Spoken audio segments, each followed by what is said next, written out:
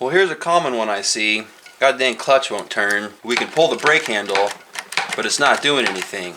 Clutch still won't turn. If we pull and hold, well, look at that, it turns. So something's messed up in here. There's not a lot of parts in here, so it will be an easy fix. And if we know what we're doing, we can probably get away with a cheap fix too. So let's see if we know what we're doing. We'll pop the pad off, take out the 2 screws, take the spring cover off. Well, we got it opened up so we can see what's going on. When you work the handle, you can see how the action works. We're rotating on this stud right here.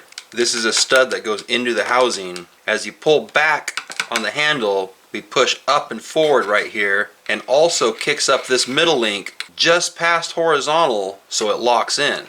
You can see it trying to make it right there, but we're not even making it to horizontal. The most common thing I see is a crack in the handle. You'll have a crack right in here or a crack right down here. As you pull back on the handle, that crack will open up, and instead of getting the lifting action here, you just get crack action. If your handle's cracked and you got a brake issue, then replace the brake handle. Probably gonna ding you 20 bucks, but it'll get you back going. The second most common problem I see is right here. I see missing parts or incorrectly installed parts. That one's surprisingly common. The third issue I've seen revolves around this stud right here. This little silver stud is pressed into the housing, and I've seen the housing crack away and no longer hold this stud stationary. When you go to pull on the handle, this stud just folds all the way back. If that's the issue, you're kind of screwed, because the proper fix is to replace this plastic case. If you have the other style case, you can try brazing rod to repair the housing around the broken stud. But when you get a broken stud housing issue, it's kind of a bummer, because you're usually in it a lot of money. We can try and get aggressive with this and see if it kicks over. Well, there we go. Oh, nope. We got it. Boy, you just touch it and it goes off though. Let's take this link off and I'll show you what's going on. We'll cover the spring with a rag and pop the spring off. We've got to pop this clip off and we'll take this link out. Now we can see the little link that's supposed to sit just past horizontal. Once this reaches just past, it'll lock in. So there's horizontal, there's just past. Now we're locked. Push forward to release.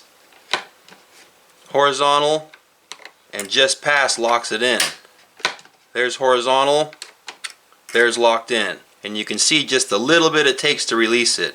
Boy, it's just a tiny bit. This is supposed to be an inertia generation.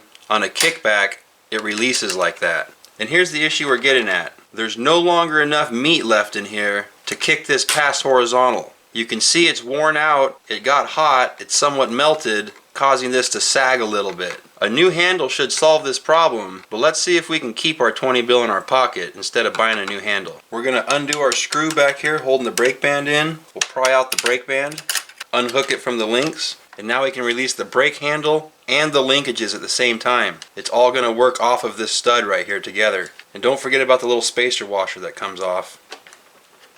And persuade the handle off. The handle and link will likely come out together. Now we can inspect our studs. I'm going to grab them with the needle nose and give them some twisting and rocking. That one feels good. That one feels good. The little lever and spring down here is what gives us our spring tension to return the handle. Only when the handle is worked is this spring under load. Well, now we can get in and see the issue.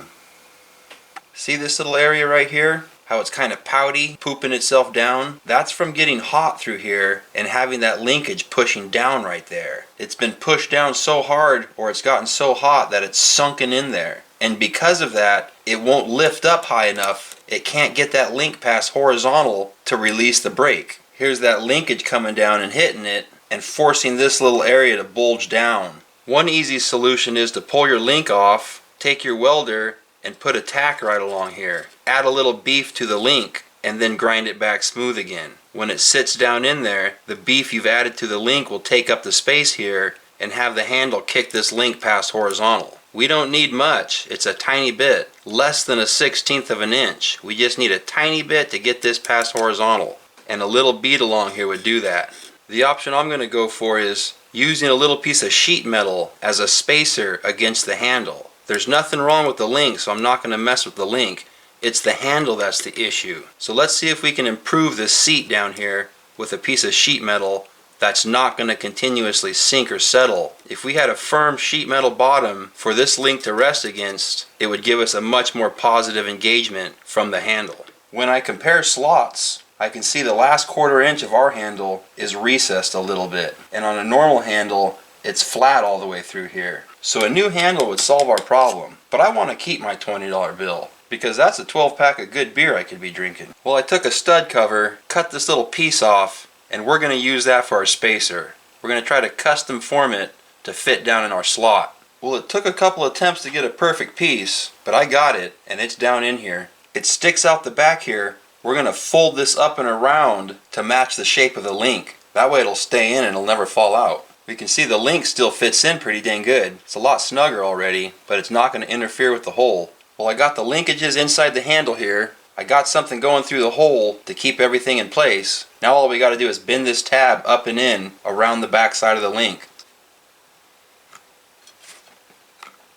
That might be ready. Well, let's put this back together and see how we did. I got the link inserted into the handle. We'll work the handle and hole over this stud and the other linkage hole through this stud. The long section goes down, that's where the brake band hooks. The top section is where the spring hooks. Here it comes! Dude, I thought of it. What? Well, let's see how we did. Let's see if it'll go past horizontal now. Look at that. Not bad at all. We can see the little tip of our spacer sticking out right here. We'll put the spacer back on, the linkage back on. Make sure the snap ring's facing the right direction and snap it on. We'll hook the spring on. The handle's almost in the way here, but you can get it on. My spring tool doesn't like the handle being here, but we can do it. Try to stay out of the way. We got to work it below the handle, and now we can snap it on. Got her. This little tool makes it easy. Well, I got the handle screwed down back on the other side over here. Let's give it the big test. We'll start kind of slow. It feels good. And now we'll go for it. Wow. Perfect. Absolutely perfect. And it's staying on. Look at that. You couldn't do that last time. It would click it right off. Now let's try and engage the brake. That feels normal now. That feels a lot better. Disengage. Engage. Disengage, engage. It works every time.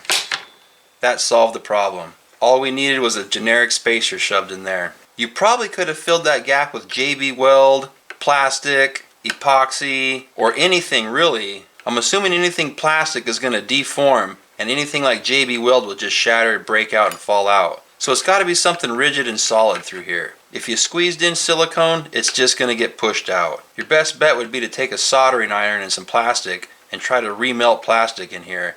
Nothing's going to work as good as that aluminum spacer we put in there, except a new handle. So there's your options. Replace the handle or put in the 1-cent spacer. Just something basic to take up the gap. That's all it needed. We're fixed here. We can send this back out.